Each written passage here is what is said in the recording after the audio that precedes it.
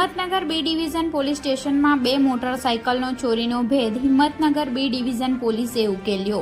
B division police સ્ટેશનના PI આર.ટી. ઉદાવતના સતત માર્ગદર્શન હેઠળ આજરોજ તેમની ટીમ સાથે પેટ્રોલિંગમાં હતા, જે દરમિયાન બી ડિવિઝન પોલીસ સ્ટેશનમાં ફરજ બજાવતા હરપાલસિંહ જસવંતસિંહને હકીકતે બાતમી મળી હતી કે હિંમતનગરના દાણધા ફાટક પાસે નંબર વગરની બે બાઇક લઈને બે ઈસમો ઊભા છે। સ્થળ ઉપર જઈને તપાસ કરતા પોકેટ ટોપથી સર્ચ કરતા બંને બાઇક ચોરી કરેલ હોવાનું જાણવા મળ્યું હતું।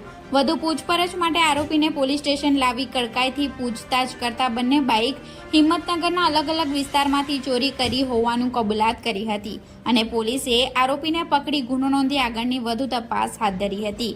Reporter Ghanshyamsinh Parmar, Gujarat crime news, Himmatnagar.